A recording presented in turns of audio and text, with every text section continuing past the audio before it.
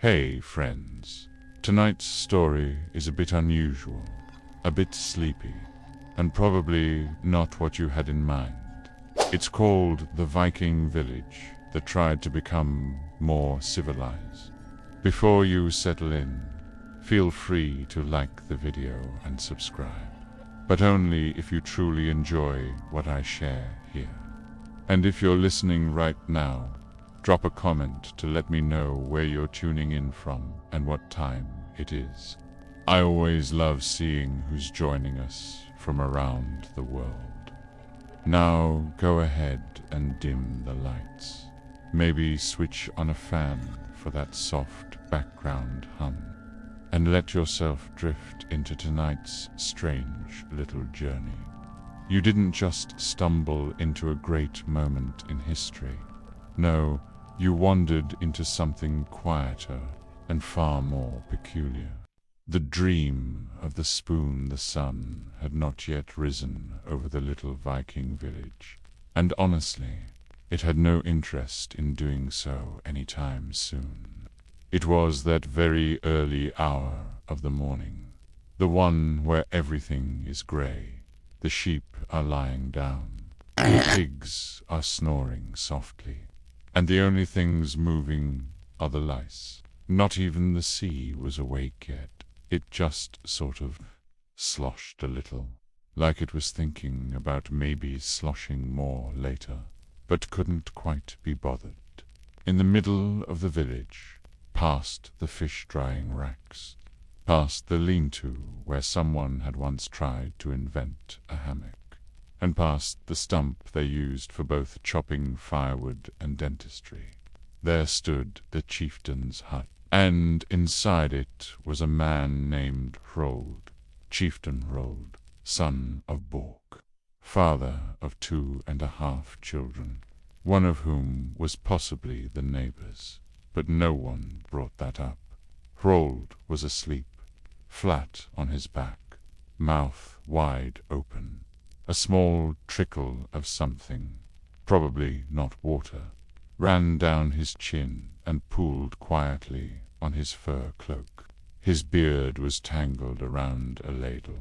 His feet were in the embers of last night's fire, and one boot was missing.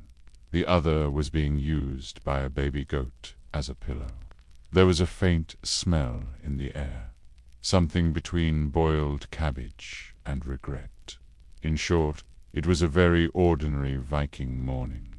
But then, something strange happened. A dream began. Now, to be clear, Hrold was not known for dreaming, or for thinking, or for doing much of anything quietly. His sleep was usually filled with snorts, rolls, and the occasional aggressive sneeze that startled his wife awake, and once lit a torch by accident. But this night he dreamt. It started slowly, with a feeling, a kind of gentle glowing, as though someone had lit a torch very far away, and then hid it behind a spoon. And then there it was, hovering in the void of his sleeping mind. A spoon, not a normal wooden spoon. Not the bent iron one he used to stir fish stew. Not the one the goat had eaten part of last spring. No, this was a special spoon. It glowed with a soft silvery light, and it spun slowly, majestically, in total silence. It didn't speak, but it didn't have to. The message was clear, and it was glowing. Hrold felt something in his chest, a warmth, like drinking too much soup too quickly, but emotional.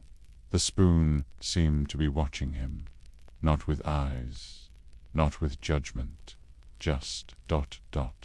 mild disappointment. And then a voice. Not a voice like a real voice, but more like the idea of a voice, the emotional suggestion of a voice, that said, without saying, "Hrold, please do something about the mud." Then the dream faded, the spoon dimmed, and the soft fog of sleep returned. Harold awoke with a gasp. Well, not really a gasp, more like a startled grunt, followed by a confused groan, followed by him sitting up too fast and banging his head on the roof beam. Thud, pause, muttered, swearing. He reached for his boot. It was full of soup. Cold soup. Old soup. Definitely not last night's soup. Possibly last week's. Still, he kept his hand in it for a moment. It felt ... grounding. He looked round. There were stains on the wall he didn't remember making. There was a single sock nailed to the ceiling. There was something oozing under the door. And in the corner, the goat blinked at him. Slowly, judgmentally. Everything looked normal. And yet, something had changed. The dream remained vivid in his mind, like a memory that hadn't yet spoiled. And the spoon, oh yes, the spoon lingered in his thoughts, like the taste of herring hours after you've eaten it.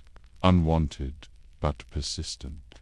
He stood slowly, wobbled, sneezed, and made a decision. He was going to change things. Not a lot of things. He wasn't unreasonable. Just a few small improvements. A few gentle civilizations. Tiny touches of not living like absolute wild animals. It was time to rise above the mud, the smell, the casual yelling, and the complete absence of anything resembling personal hygiene. It was time ... for civilization, or at least for slightly less chaos. He didn't know where to begin, but he knew he needed to tell someone, to call a meeting, to make a plan, to write something down. Although writing was still mostly done with bones and mistakes. He would figure it out. Huld, son of Borg, had seen the spoon, and now nothing would ever be the same, except for the soup. There would definitely still be soup. Chapter 2. The vision, Harold, did not wake up in the usual way. He did not rise with the sun, or with the sound of roosters, or even with the bucket of fish that usually landed on his head. No, this time he woke because something had whispered to him in the night. Something strange, something powerful, something that might have been the wind, or possibly his mother. He sat up slowly, unsure if he was still dreaming. The floor was damp. The walls were damp. His socks, which he did not own, were also somehow damp. But there was something different in the air, something odd, something that smelled vaguely of inspiration, and also slightly of goats. He felt an urge, a calling, a mild sense of purpose, mixed with a strong sense of needing to sneeze. He had had a vision, a real one. Not like the time he ate 3 suspicious turnips and thought he was a barrel for 6 days. This one had been clear. The village, but better, cleaner, with fewer rats in the stew and more spoons. It had come to him in a dream that featured a glowing chicken wearing a crown, standing atop a pile of organized shoes. In the dream, the chicken had spoken, not in words exactly, but in feelings. Feelings of cleanliness, of order, of knowing where your knife was and not stepping on bones. He had awoken with tears in his eyes and a single sentence in his head. We could live better than this. It was either a revelation or indigestion. He decided to assume the first. He stood in the middle of his hut, which was more of a leaning pile of wood and sadness, and declared loudly to no one in particular, "That's it, I shall improve things." A sheep in the corner blinked slowly, unimpressed, but Harold felt unstoppable. He had vision, he had purpose. He had exactly 3 usable fingers and an unexplainable scar on his left shin. That would have to do. He stepped outside. The sky was grey. The mud was thick. The neighbor's goat was on fire again. None of it mattered. He would bring change. Not big change. Not clean change. But perhaps a change that involved slightly less plague. Maybe even soap. Or a bucket specifically for teeth. He would start small. One problem at a time. Possibly begin with the smell. A raven flew by and dropped something unidentifiable near his foot. He took it as a sign. A weird, slightly moist sign, but a sign nonetheless. He looked around the village with fresh eyes. Not literally, of course. That had only happened once, and the priest still wouldn't speak of it. But, metaphorically, he saw potential, hidden beneath layers of moss, damp wool, and unspoken family curses. He could make this place better. Not much, just a bit. Enough so that future generations might say, "Ah, yes, that was when the mud wasn't quite in everything." He smiled. He stepped forward. He immediately fell into a ditch. The goat trotted by and sneezed on him. But even this did not break his spirit. His tunic, yes, but not his spirit. That night he lay back in his heap of straw and vaguely sharp feathers and stared at the ceiling, which was also the sky. He whispered, "Tomorrow, tomorrow I begin." The wind rustled through the holes in his walls. A distant scream echoed across the hills. And somewhere in the darkness, the glowing chicken laughed. Or maybe it was just a fox. Chapter 3. The first obstacle when Harold woke the next morning. The fog was already thick enough to chew. He wiped the dew from his face, which wasn't unusual. Except this time the dew smelled faintly of cabbage and mild disappointment. The village stirred slowly around him, like a soup left too long in the pot. Somewhere a child coughed in Latin. It was time. He took one step out of his hut and immediately tripped over a chicken. The chicken did not move. It simply stared at him with quiet contempt, as if to say, "You are not the chosen one." Harold mumbled an apology and continued onward, brushing dirt from his knee and a small beetle from his beard. Today he would solve something. He just didn't know what yet. The first obstacle appeared sooner than expected. It was shaped like a man, but wider, with a smell that could only be described as fermented stubborn.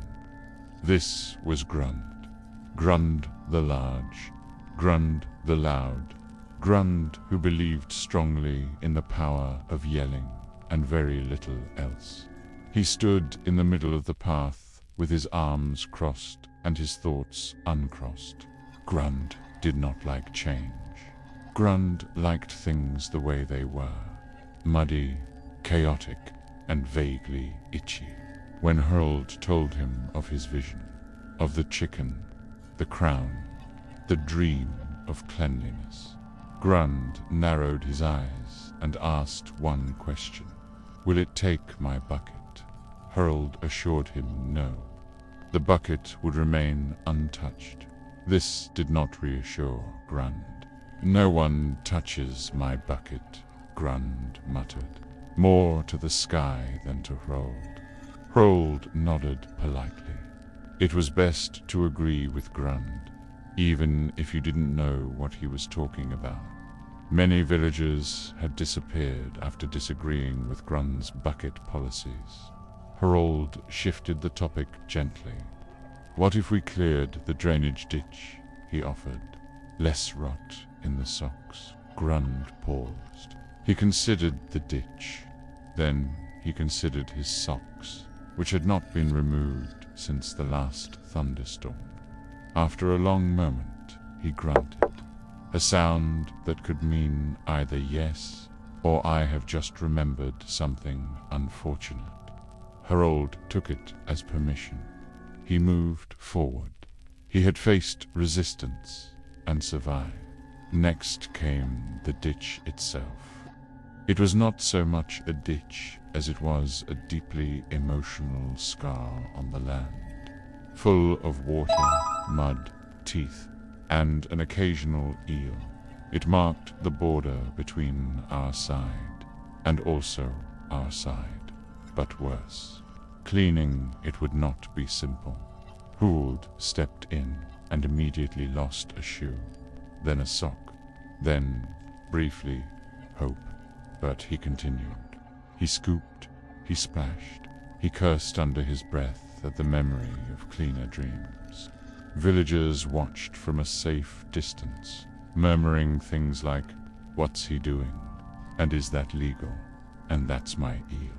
After 3 hours, the ditch looked marginally better. Not good, not safe, but less likely to rise up and bite someone. Be emerged covered in something that may have once been soup. His eyes burned, his arms trembled, but he smiled, because now water could flow, socks could dry, frogs could relocate. It was the beginning. Grund wandered over, looked into the ditch, and said only humph. Then he walked away. Huld chose to take that as praise. He returned home that night with one shoe, a headache, and a mild rash he hoped would resolve itself. He sat in his straw heap, picked an eel scale from his ear, and whispered, "That went well." A rat crawled across his chest. He let it. He was too tired to care. But inside, something warm stirred. Not the rat. Something else. Pride. The vision had survived its first test. The village had changed, even if just a little. Tomorrow, he would try again. Maybe tackle the spoons or the communal pants pile. But for now, he closed his eyes, and the glowing chicken returned. This time, it wore boots. The spoons and other mysteries. The next morning arrived like a wet slap to the face. Rain drizzled from the sky in a tired sort of way, as if even the weather couldn't be bothered to commit. Hrold woke beneath a blanket that had once been a sail and now functioned mostly as a sponge. His knees ached. His back protested. His hair was beginning to mat into a shape that resembled a forest nest. But he was ready. He had conquered the ditch, or at least made it slightly less violent. The vision still burned in his mind. The shining chicken, the better life, the possibility of eating stew without biting into twigs. Today's task was clear. He would find the spoons, or rather, he would deal with the lack of them. A problem that no one spoke of, but everyone felt deeply, painfully, in their gums. In the village of Grumbleford, there were exactly 3 spoons. One was made of bone, one was made of wood, and one was made of what people believed to be metal, but might have been an old shell. These were communal, shared, passed from stewpot to stewpot, from family to family, with very little cleaning and even less ceremony. To use a spoon was to enter into a sacred, greasy contract. The spoon schedule was a secret. No one admitted to knowing it, but everyone followed it. If you used a spoon out of turn, you would find your goats mysteriously bald the next morning. Harold himself had once tried to use the bone spoon on a Tuesday. The consequences had been difficult to describe and harder to forget. He still limped on cold days, but now, with his newfound purpose, he could no longer ignore the spoon situation. People were eating soup with fingers, sticks, or small crusts of bread carved into crude scoops. It wasn't right, it wasn't efficient, and it made breakfast last 6 hours. Prold decided to investigate, quietly, respectfully, so as not to anger the spoon elders, if they existed, which everyone assumed they did. He started with Brenna the Wise, who lived near the pig pile and was known to mutter the ancient laws while boiling root vegetables. "Where are the spoons?" he asked softly. She stared into the pot for a long time, then whispered, "The spoons find you when you're ready." Then she sneezed into the stew. Hold took that as permission to leave. Next, he tried Ulf, the younger, who was 47. "If I knew where the spoons were," Ulf said, scratching at something that might have been armor or a rash, "I'd be king by now." This was not a helpful answer, but it told Huld something. No one really controlled the spoons. They simply moved, like clouds, or lies, or that one eel. Eventually, Huld sat down in the center of the village, on the stone that was usually warm and occasionally cursed. He thought. He stared at the sky. He counted clouds until they repeated. Then he stood up and made a bold decision. He would make a new spoon, a better spoon, a personal spoon, one that didn't smell like other people's soup. It was not easy. The materials were limited. Wood was rare. Metal was rarer. He tried using a dried root, but it cracked immediately. He tried a snail shell, but it refused to cooperate. Finally, he found an old piece of driftwood shaped vaguely like a scoop, and decided it would do. He carved it with a sharpened stone, and the kind of hope that grows from hunger. By sundown, he had a spoon. It was crooked. It wobbled. It might give someone splinters in the tongue, but it was his. He brought it to dinner with a strange pride in his chest. The villagers stared. Brenna gasped. Ulf dropped his crust scoop in shock. Grund narrowed his eyes and said, "Blasphemy." Hrold took a deep breath. Then he used it. He dipped. He sipped. He smiled. Nothing exploded. No curses were uttered.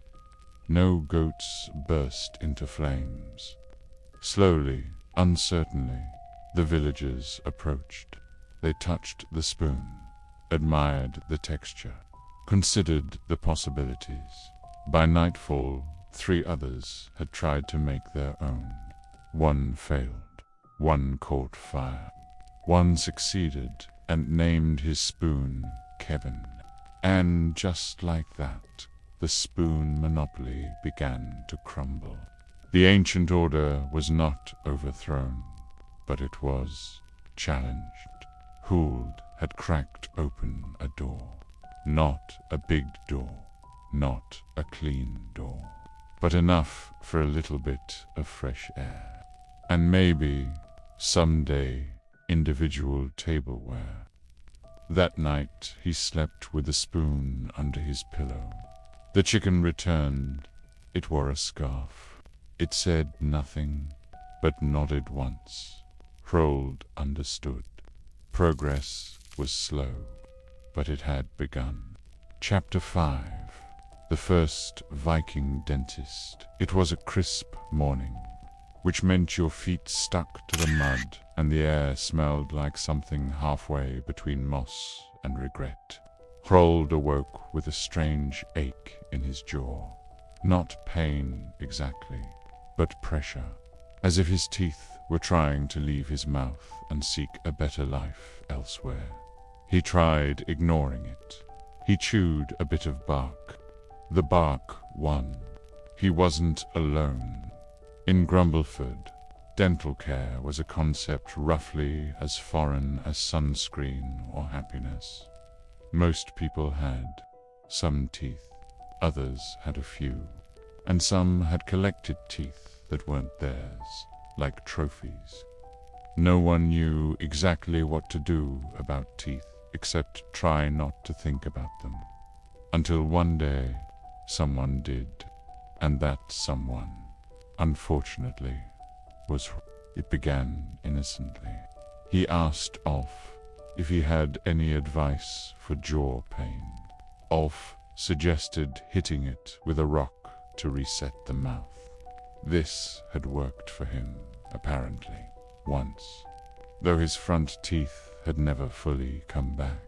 Brynner suggested chewing on a wasp nest. Grund, as usual, said nothing and just cracked a walnut with his molars in a deeply unsettling way. But Hrold couldn't let it go. Not this time. His sleep was broken. His chewing was weak. He tried to eat a boiled root, and it slipped sideways out of his mouth like a fish escaping a bucket. This was not how a man with a spoon should live.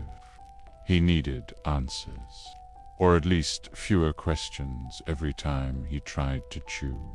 So he went to the place all great Viking thinkers went when troubled, the mossy stump near the goat fence. He sat, he thought, he hummed a little. Then he got up, found a stick, and began poking at his own teeth in the reflection of a puddle. The goats watched with interest. One fainted. Progress. Word spread. Not quickly, but it spread. By sundown, a line had formed. People had questions, mostly tooth-related, some not. One man just wanted to know what day it was. Hrold took it seriously. He called it mouth consulting. He inspected teeth. He prodded gently. He made notes on stones. He discovered things no one wanted to know. Brynner's molars, for example, were not real molars, but tiny carved bits of bone wedged into place. Ulf had a family of spiders living behind his left incisor.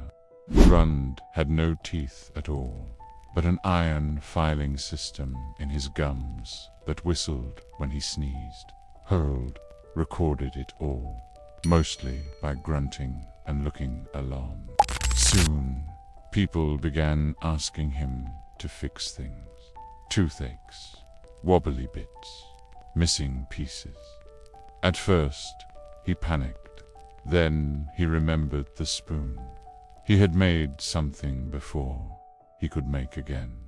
So he did, using a fish spine, a leather strap, and some boiling water. He fashioned what he called a tooth retriever. It was not safe, but it was effective. Sometimes.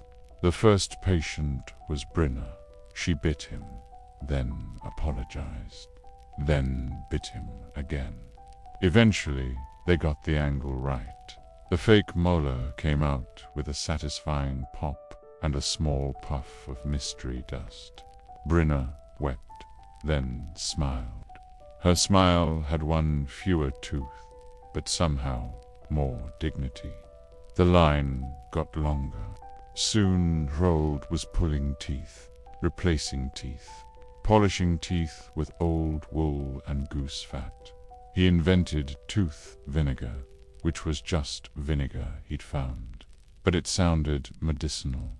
He even began charging people. Not money, of course, but trade. One filling cost a turnip. A full cleaning cost to songs and a usable sock.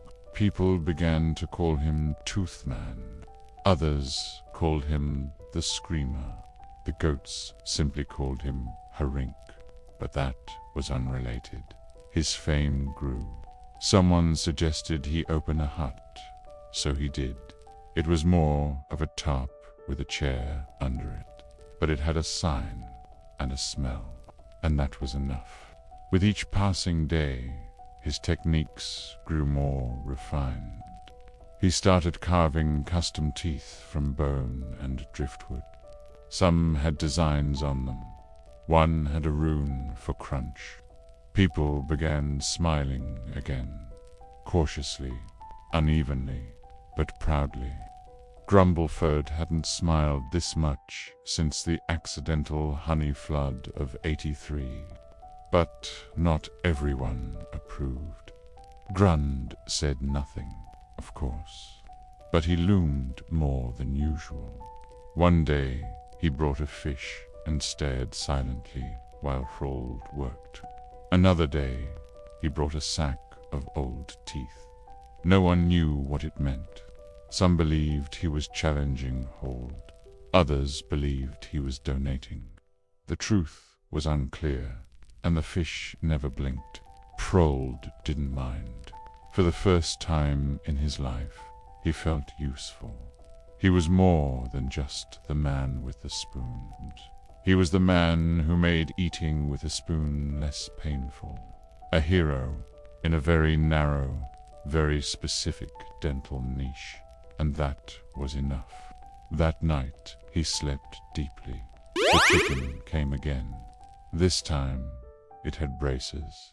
Chapter 6: The Viking Who Tried Soap. There were many things the people of Grumbleford feared.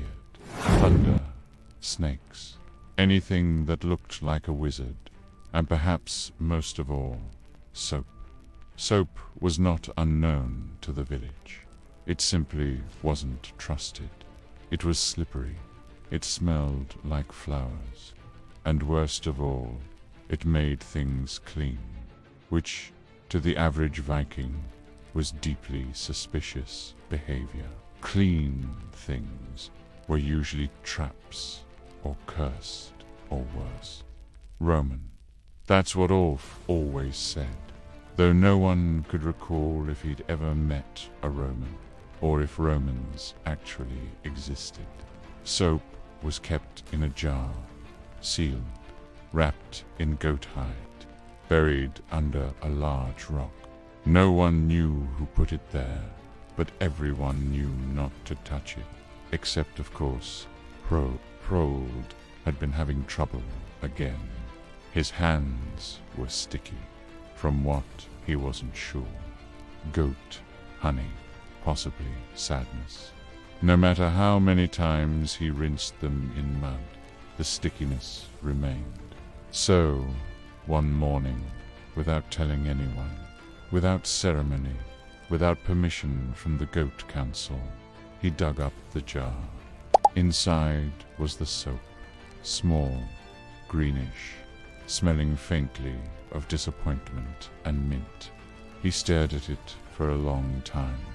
Then, cautiously, he picked it up. It squished slightly. This was already a bad sign. But he continued. He brought it to the river. He sat on his usual log and slowly, carefully rubbed it between his hands. The effect was immediate. Suddenly his hands were covered in bubbles. They sparkled. They squeaked. They smelled like hope. He panicked. He ran in circles. He tried to shake it off. He tried to bite it off. He rolled in the mud. None of it helped. Eventually, the bubbles faded. His hands felt strange, smooth, dry, not crunchy. It was deeply unsettling. He didn't tell anyone, but Brenna noticed. She said his hands looked less tragic. Grund refused to look at them. Ulf asked if he'd been cursed by a river spirit. But that night, Hrode slept well, and his hands didn't stick to his beard. He woke up thinking maybe soap wasn't evil. Maybe it was just misunderstood, like the guy who tried to organize the chickens alphabetically. The next morning, he used it again, this time on his elbows, then his knees, then, very cautiously, his face. By the end of the week, he looked noticeably less haunted. His skin glowed slightly. Bryna said he looked like someone who'd bathed this season, which was the highest compliment available in Grumbleford. But word got out, as it always did. Someone saw him rinsing bubbles. Someone else found the soap jar had been disturbed. There was talk of dark magic, witchcraft, Roman infiltration. A meeting was called. The village gathered near the goat pit. Torches were lit. Goats were consulted. Someone brought fish. Hrode stepped forward. He admitted everything. He told them about the stickiness, the bubbles, the slight lemony aftersmell. There was silence, long, heavy, broken only by a distant sneeze from Grund. Then Brenna stepped forward and held up her arm. It shimmered. She, too, had tried the soap. Gasps, shouts. One man fainted directly into a cabbage. It was chaos, but Brenna spoke, calm, measured, slightly foamy. She said, "Cleanliness didn't make you weak. It made you harder to catch in battle, especially if you were slippery." People listened, not because they believed her, but because she had very sharp elbows. Eventually, the village agreed.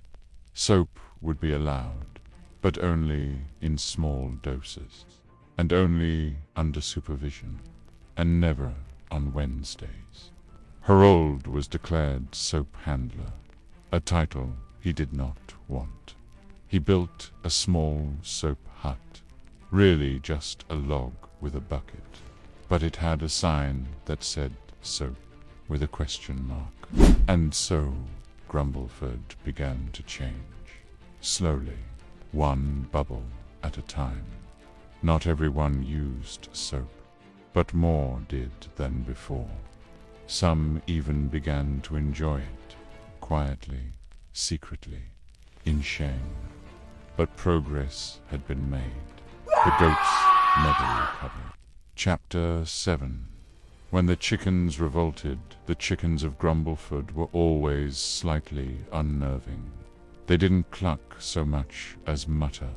They had a tendency to stare at you with one eye for long periods of time, and no one quite remembered when they'd first arrived. They were just always there. They wandered freely, as most fences had either rotted or been repurposed into spoons. The chickens slept in the trees, the forge, and once inside a ceremonial helmet. They laid eggs wherever they pleased. Boots, helmets, soup bowls, the inside of Ulf's shirt. No one dared stop them. At first, it was seen as mildly inconvenient. Then it became regular. Then it became tradition. And by then, it was far too late. Grund insisted the chickens were organizing. He claimed they held meetings at dusk, just past the goat pens.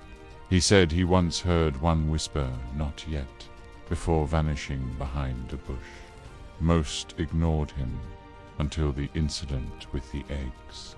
One morning, every single villager woke up to find an egg in their bed, not near their bed.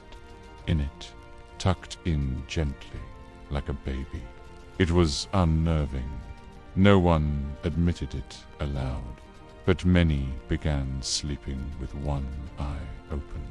And by the next week, the chickens had taken over the longhouse roof. By the next month, the forge had been entirely converted into a nesting area. Blacksmith Hroth was now a henhouse attendant, his hammer replaced with a feeding scoop. He didn't protest. No one did. There were murmurs of rebellion.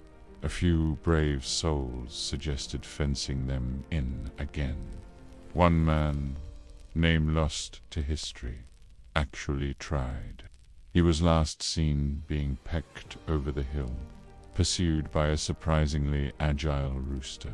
It was Hold, as usual, who had a different idea. He didn't want to fight the chickens. He wanted to reason with them. He brought offerings, corn, crushed berries, even a small mirror. The chickens accepted the tribute. They circled him slowly, clucking with what sounded like approval. One pecked him softly on the boot. This, in chicken language, was considered a diplomatic handshake. He proposed a truce. The villagers would no longer steal eggs for juggling practice. In return, the chickens would stop sleeping inside people's cloaks, and ideally, stop following Grund to the toilet. The agreement was struck under a full moon. A single egg was rolled to the village center as a symbol of peace. It was warm, slightly cracked, smelled faintly of victory. Everyone applauded very quietly. From that day forward, a new social order emerged. Chickens had their space. Villagers had theirs. There was even a shared courtyard, neutral territory for egg and spoon races. Hold was named Chicken Liaison, a role he accepted with only mild confusion. Grund built a small bench near the coop, where he now held poetry readings for the birds. They rarely clapped, but they did listen. Some claimed the chickens had saved the village from itself. Others muttered about secret chicken agendas. But most simply accepted things as they were, because honestly, things in Grumbleford were always a little strange. And so peace returned. Slightly exented peace, occasionally interrupted by loud squawking at dawn. But peace nonetheless. Chapter 8. The long winter of slightly damp socks. The winter came earlier than usual that year. It didn't announce itself with a blizzard or a dramatic frost. It just slowly crept in, like a cold sneeze down the back of your tunic, and it never quite left. Snow didn't fall so much as settle, like dust, but colder, and with more attitude. The worst part wasn't the wind, or the ice, or the absence of sun for 19 days straight. It was the socks, or rather, the state of the socks. They were never dry, not once, not even slightly. Every sock in Grumbleford was damp. Some were wet, some were soggy, and one was declared legally soup. The cause was unclear, but the suffering was universal. They tried drying them over the fire. They steamed. They tried burying them in grain. They fermented. Egil suggested sacrificing a sock to the spirits of warmth. He danced in the snow, holding one above his head. It immediately froze and then shattered. A council was formed, the Council of Foot Comfort. They met every third hour to discuss sock solutions. Their minutes were soggy and illegible. They wore extra socks just to feel something, but nothing worked. Dampness persisted like a curse, a damp, woolly, clingy curse. Children wept, elders sighed. The village blacksmith began hammering with a slight squelch in his boots. It was haunting. Grund claimed his left sock was trying to leave him. He woke up one morning and it was halfway out the door. Prold as usual, refused to accept defeat. He attempted to knit socks from alternative materials: goose feathers, pine needles, goat hair, ice. Nothing quite worked. One pair caught fire. Another pair whistled in the wind. The goat hair pair bit him. Finally, Hold built what he called the sock sauna. It was a small hut heated by a fire pit, lined with stones, scented with mint and regret. Villagers were allowed to enter 2 at a time, remove their socks, and sit in meditative silence while the warmth attempted to uncurse the wool. At first, it seemed successful. Steam rose, toes wiggled, hope flickered. Then someone brought in a soup ladle to scoop out foot sweat, and it all went downhill from there. The smell was remembered for 3 generations.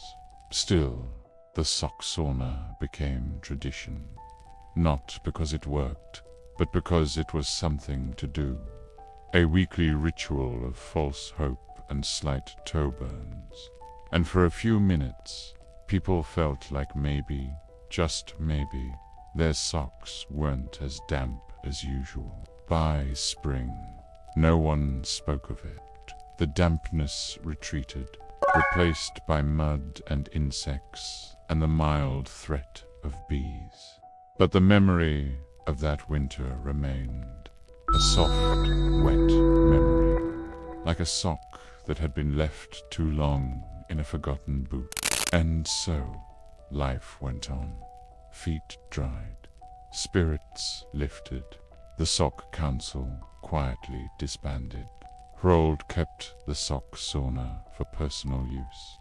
Grund still insists his left sock watches him while he sleeps. But that's Grund. In Grumbleford, winter was always coming. But now, at least, they were emotionally prepared for slightly damp footwear. Chapter 9.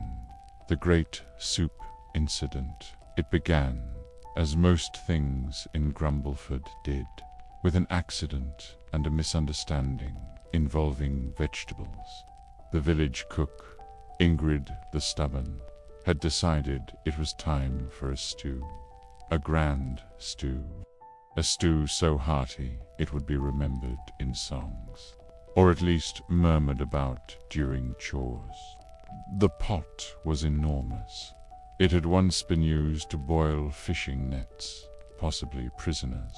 No one really asked. Ingrid filled it with roots, herbs, and mysterious frozen lumps found behind the granary. The smell was ... present, thick, slightly aggressive.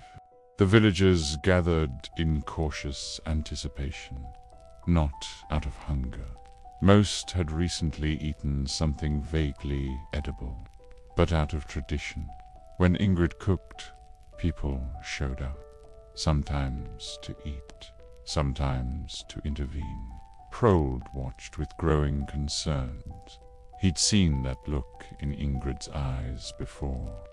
The look that meant seasoning was about to become an extreme sport. Sure enough, she reached for the spice shelf, which mostly contained powders of unknown origin and one tiny jar labeled simply danger. No one stopped her, not even Grund, who once licked a tree and claimed to see music. She added everything: pepper, moss flakes, a single feather, something that hissed. The stew gurgled ominously. It began to change color, from brown to red, to something that can only be described as troubled violet. Then came the tasting. Ingrid, armed with a ceremonial ladle, took a sip. She paused. Her eye twitched. Then she announced it was perfect, which, in Grumbleford, meant it was ready to serve. The line formed slowly, very slowly. First in line was Svin, who once ate a candle and declared it passable. He took a bowl. He sniffed. He sipped. He blinked, then sat down without a word. This was considered high praise. The rest followed. Each person tasted. Each person reacted differently, sweating, laughing, reciting the names of farm animals in reverse order. No two experiences were the same. Some saw visions, others saw double. One man saw double visions. Grund claimed the soup spoke to him, told him to build a tower out of shoes. He began at once. No one stopped him. Hrold, curious as always, took a sample back to his workshop. It melted the spoon and part of the table. Despite this, or perhaps because of it, people kept eating. The stew had a strange pull, like it dared you to challenge it, like a muddy culinary duel. By sunset, the pot was nearly empty, and that's when the real trouble began. The after-effects varied. Some villagers danced uncontrollably, others napped in place. One woman attempted to milk a chair. There were hiccups, giggles, and one unfortunate incident involving a haystack and 3 confused goats. Hrold finally traced the problem to the tiny jar of danger, which turned out to be not a spice at all, but powdered fermented eel breath. Extremely rare, extremely powerful, extremely not meant for soup. The next day, no one really remembered what had happened, only that they were all sore, confused, and strangely inspired. Grund had built half his shoe tower. Ingrid had been banned from seasoning for 1 full moon. The soup pot was buried. No one dared touch it. They called it the Great Soup Incident. Not a disaster, exactly. More of an unexpected adventure. One that left everyone just a bit more wary of Stu and Ingrid. In the end, it became tradition. Once a year, someone would leave a spoon at the spot where the pot was buried, as a warning, or maybe an offering. It was hard to tell in Grumbleford. Chapter 10. When the moon got stuck, it happened on a Tuesday, a quiet one, the kind of Tuesday where even the birds were late to work. The moon, already swollen and grumpy from a long week of glowing, simply stopped in the sky, didn't move, didn't wobble, just hovered, like a loaf of bread that refused to rise. At first, no one noticed. The sun had gone down, as it usually did, and people went about their usual nighttime activities, staring at walls, counting moss patches, gently judging the goats. But then someone looked up and didn't stop looking. The moon was far too low, almost uncomfortably close, as if it had leaned in to whisper something, then forgotten what it was. Hrold noticed it while taking out a bucket of bathwater. He stared. The moon stared back. It stuck, he said aloud, to no one in particular. Grund, nearby, nodded solemnly and offered the moon some soup left over from the incident. The moon declined politely. Panic did not spread, not because people weren't concerned, but because panic required effort, and most of Grumbleford was still tired from the previous week's sock sauna aftermath. Instead, they simply accepted that the moon had decided to take a break. Perhaps it had overexerted itself. Perhaps it was shy. Bingrid, ever the practical one, blamed cheese. Too much cheese in the air, she muttered, adjusting her apron with menace. No one argued. Cheese had caused worse. That night, the moon stayed still. It hovered, bright and awkward, casting odd shadows across rooftops and making owls deeply uncomfortable.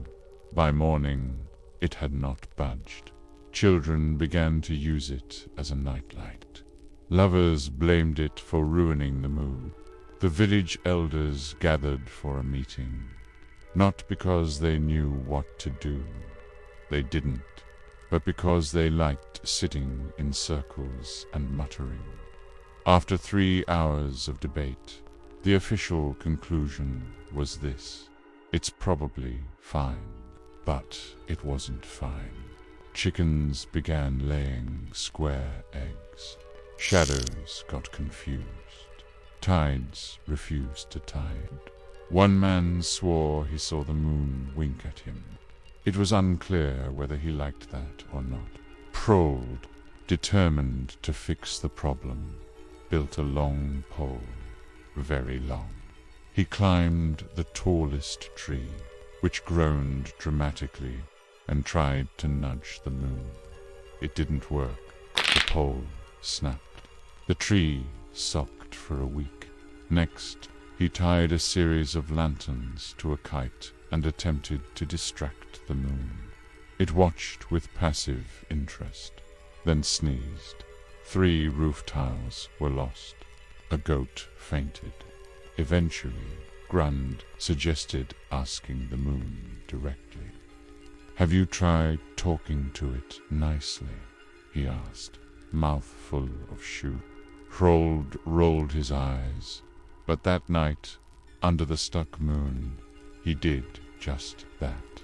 He stood in the field, arms raised, and whispered, "Are you all right?" The moon remained still. Then, very gently, it let out a sigh. A breeze followed, and then it blinked, slowly, once, then continued on its way, as if nothing had happened. By morning, the sky was back to normal. The chickens resumed round eggs. Tides returned to their regularly scheduled sloshing. Grun's shoe tower collapsed in relief. No one ever figured out what truly happened. Some blamed gravitational hiccups. Others blamed soup. Most agreed it was just one of those things that happens when you live in a village where logic occasionally takes a nap.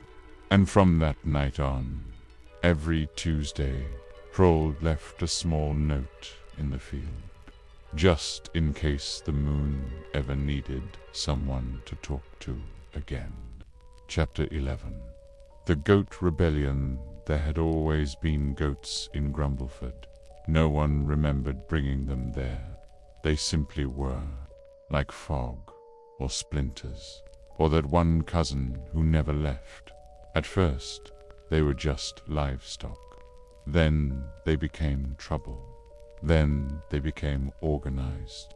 It began, as most uprisings do, with a stare. One goat named Thistle locked eyes with Hold one morning while he was eating a turnip. The stare lasted 7 full minutes. Hold blinked first. Thistle nodded, and something shifted in the air. Goat behavior changed subtly. Less chewing, more watching. They began to congregate in corners, murmuring, scheming, sitting in circles for no reason at all.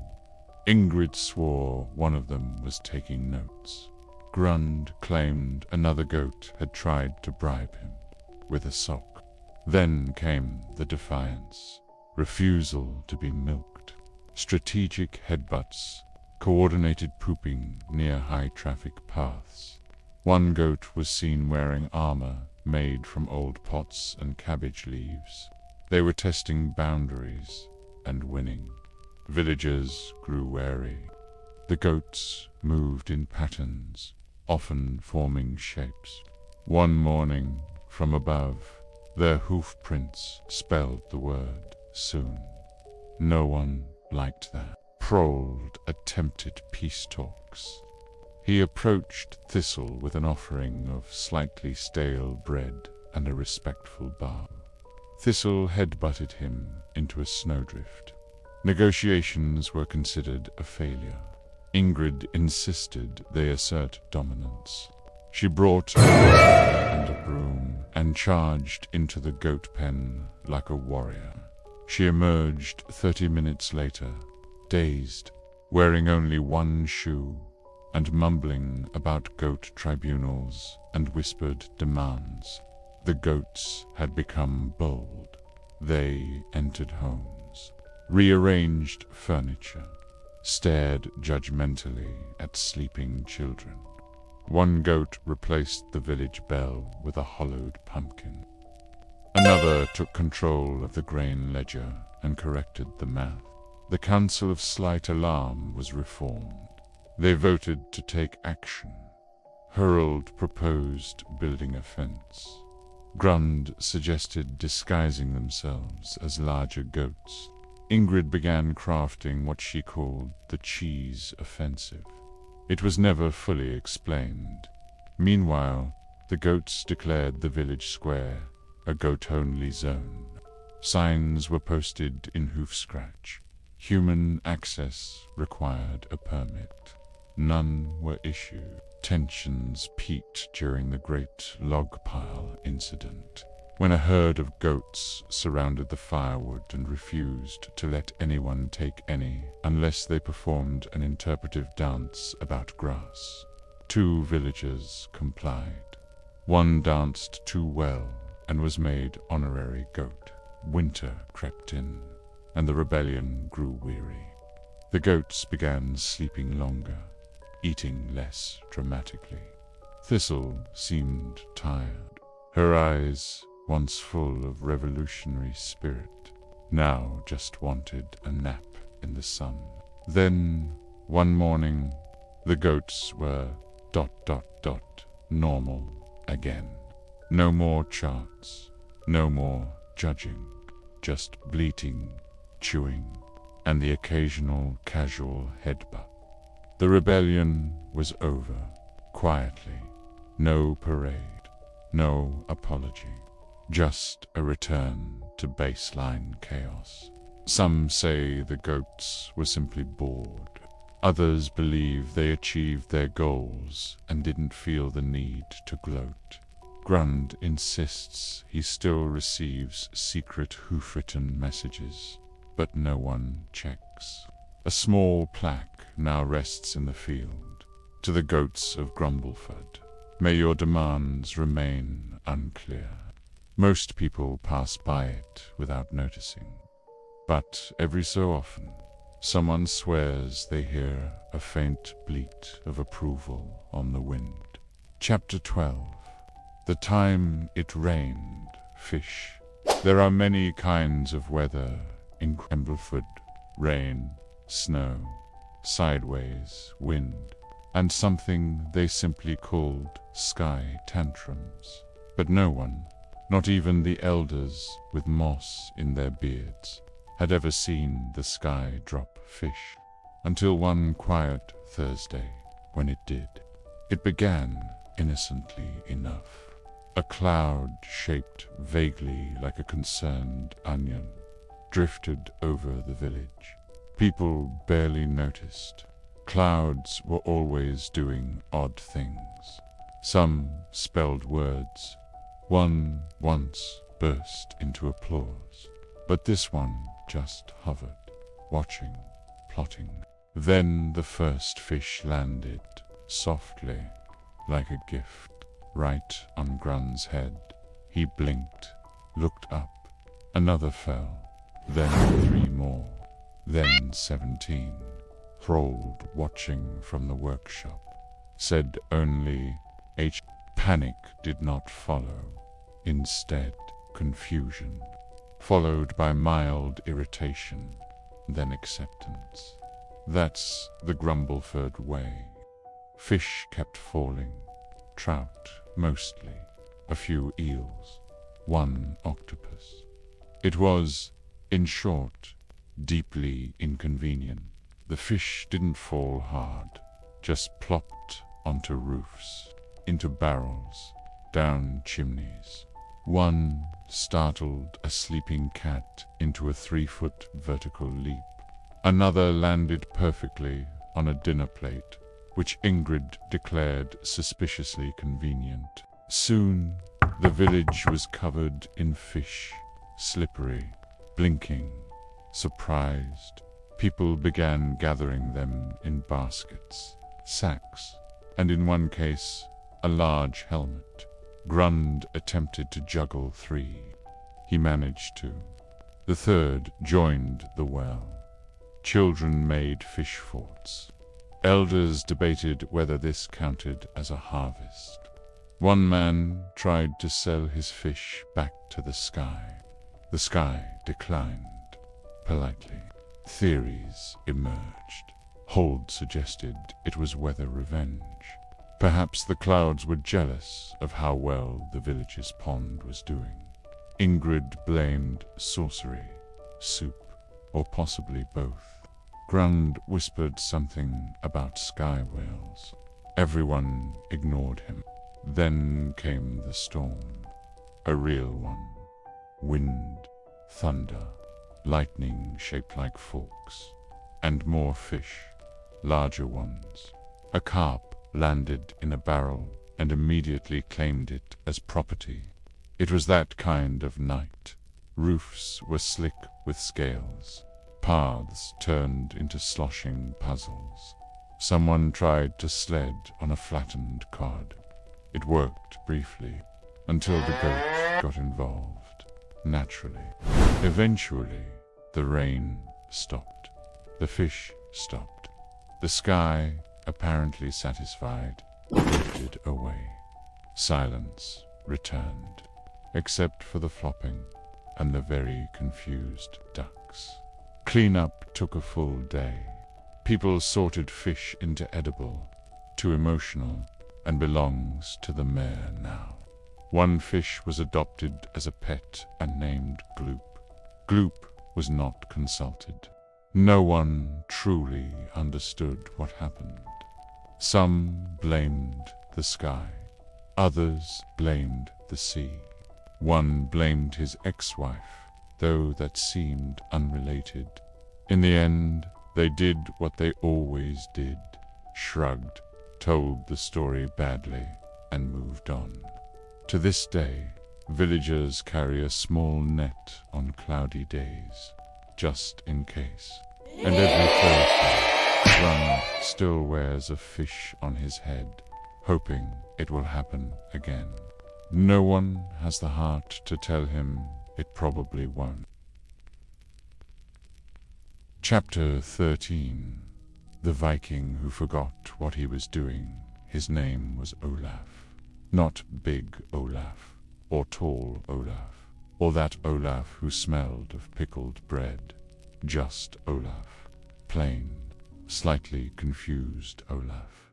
He lived near the edge of Grumbleford in a small house made entirely of bark, mud, and optimism. He was known mostly for forgetting things, like shoes and stairs, and sometimes his own name.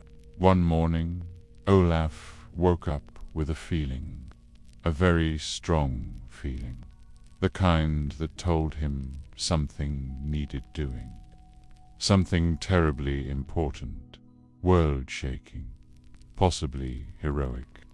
So he stood up, blinked at the wall for 3 minutes, and then left the house in great haste, without pants.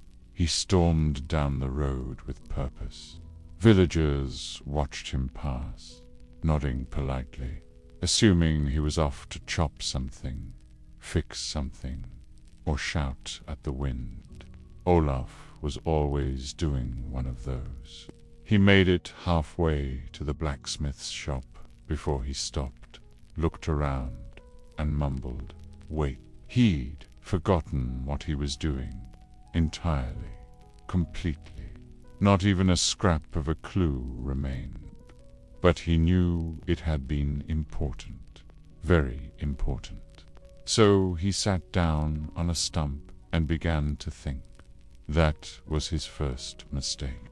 Thinking only made things worse. Was it firewood? No. He didn't carry an axe. Was it slated? No. Apron. Perhaps it had to do with that large goose he saw in his dreams. Possibly, but unlikely. Soon, others noticed. Grund passed by, holding a bucket of something he refused to name, and asked Olaf what he was doing. Olaf stared into the distance and said, remembering. Grund nodded, impressed, and left him to it. Hours passed. Then days. Olaf did not move. He stayed on the stump, deep in thought. Villagers brought him food. Someone gave him a hat. Ingrid placed a small sign beside him that read, "Thinking area. Do not startle." Children came by to ask him questions, big ones, like why the sky was up and whether shadows had feelings. Olaf answered none of them, but they left feeling wiser. Eventually, a sort of legend formed, the story of Olaf the Rememberer. Some said he was unlocking ancient secrets. Others claimed he was communicating with clouds. One person believed he was simply asleep with his eyes open. They were not entirely wrong. After a week, he stood up, without a word.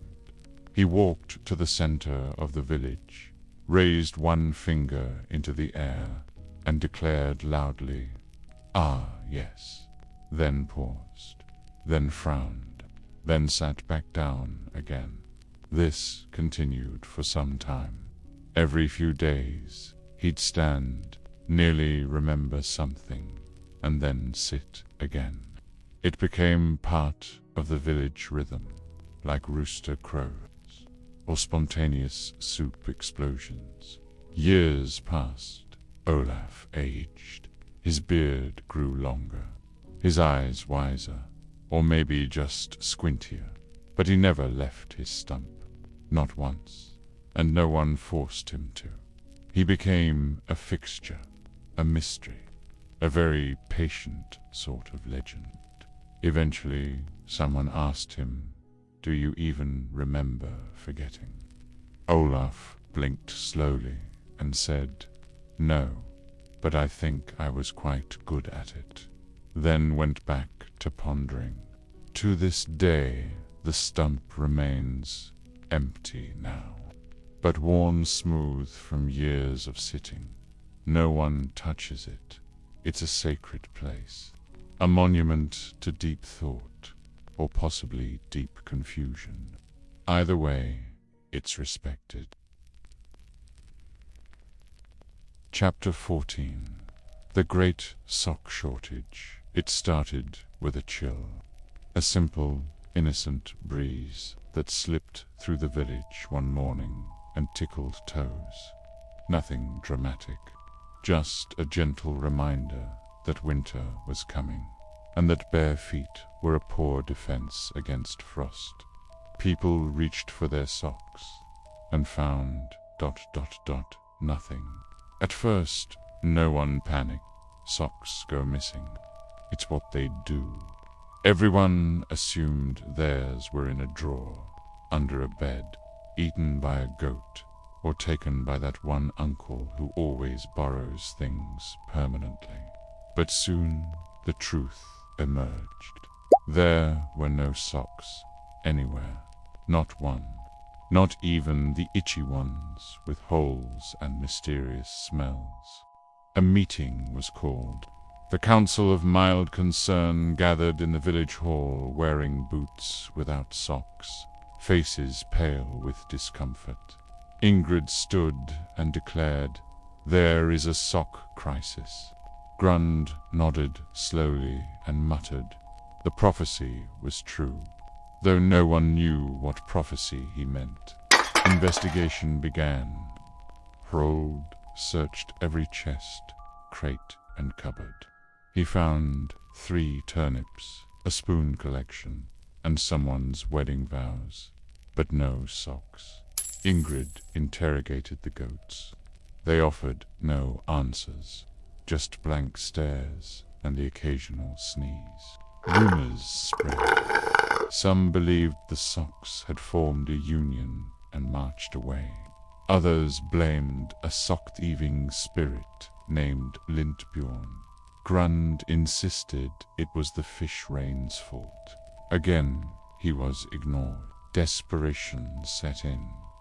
People began crafting emergency socks from moss, straw, and soup. None were effective. The soup socks were especially problematic. One man tried wrapping his feet in cabbage. The results were both wet and disappointing. Bartering became fierce. One pair of scratchy wool socks was traded for 2 chickens and a promise never to speak of it again. A single red sock was placed in the village square and worshipped briefly before it vanished overnight. Suspicion fell on the mayor. Cold toes led to cold tempers. Arguments broke out. Children wept. Elders muttered about the golden days when socks were abundant and matched. A black market formed. Sock smugglers operated from the shadows, exchanging secret bundles beneath cloaks and behind hay bales. Then, one morning, a miracle. A sock appeared, hanging from a tree branch, swaying gently in the breeze. Blue, striped, slightly damp. No one knew how it got there. Some said it was a sign. Others claimed it was bait. More socks followed. 1 in a chimney, 2 behind the bakery, 14 sewn into a goat blanket. The sock tide had turned. Slowly, quietly, socks came home. No one ever explained where they'd gone.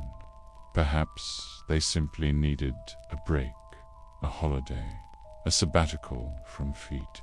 Whatever the reason, the socks returned, and the village, toes warm once more, sighed in collective relief.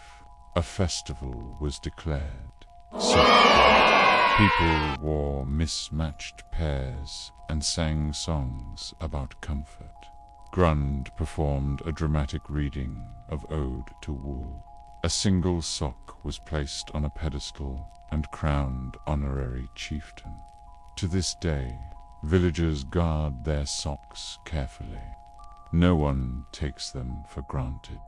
And once a year, on Sock Day, they tell the tale of the time warmth vanished and came back without a word, and everyone listens, in thick socks, with grateful feet.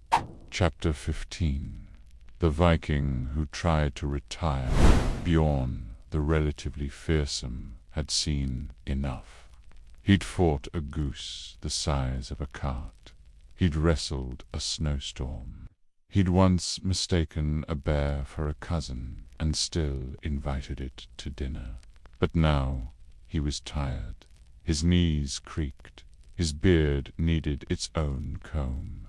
So, one morning, Bjorn stood on a barrel and declared, "I am retiring." The village reacted with polite confusion. Retiring from what, exactly? He wasn't the blacksmith. He wasn't the baker. He wasn't even sure what he was anymore. But he'd spent years yelling at hills and rowing in circles, and that felt like something worth retiring from. Bjorn built himself a retirement chair. It was large, lumpy, covered in goat hide. He placed it outside his hut, facing west, because he liked the way the sun ignored him from that direction.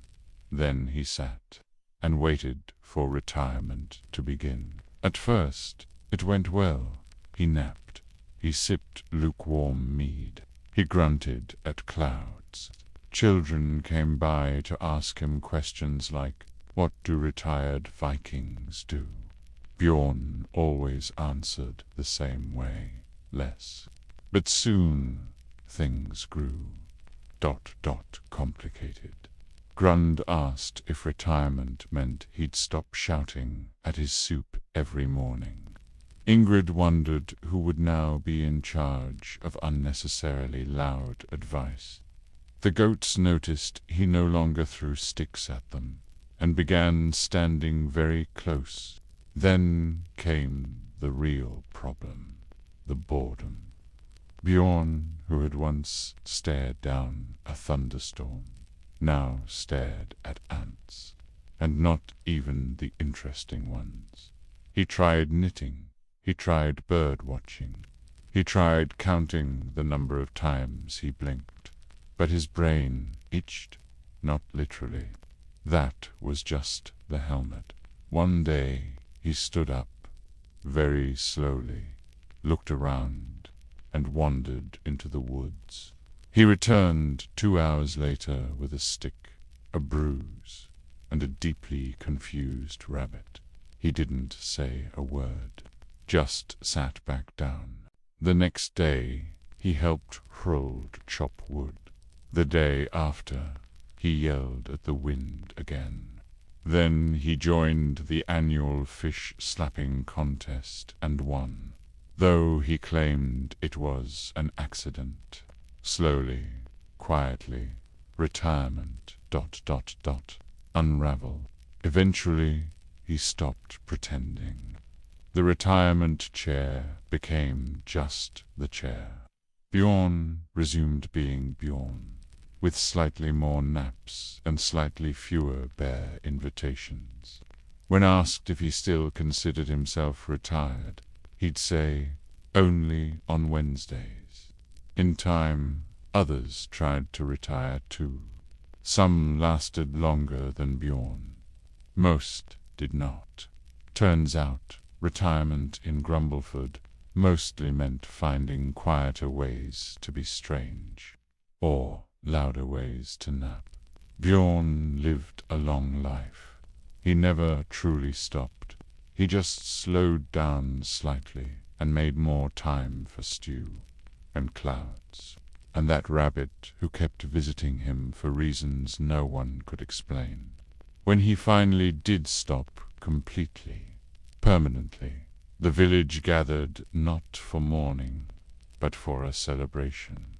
They carved his chair into spoons and shared one last bowl of stew, shouting at the sky in his honor.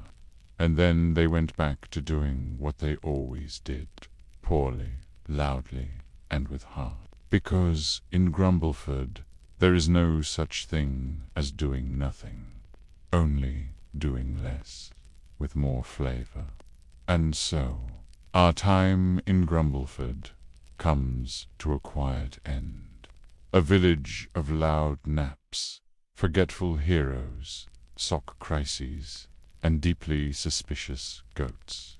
A place where nothing ever quite made sense, and no one ever seemed to mind. Perhaps you came here looking for history or wisdom. or the sound of someone describing soup too slowly. Whatever the reason, you've now survived 15 chapters of nonsense that makes you either very brave or very sleepy. If your eyes are still open, that's impressive, but unnecessary. There are no more Vikings to meet, no more socks to lose, just you and the dark, and maybe the faint sound of Bjorn still yelling at the wind from somewhere far off. So breathe. Let the cold wind drift past your hut. Let the goats wander somewhere else for once. Let the soup finally cool, banned when you wake. If you remember any of this, just know it probably wasn't real, but it was warm. Good night.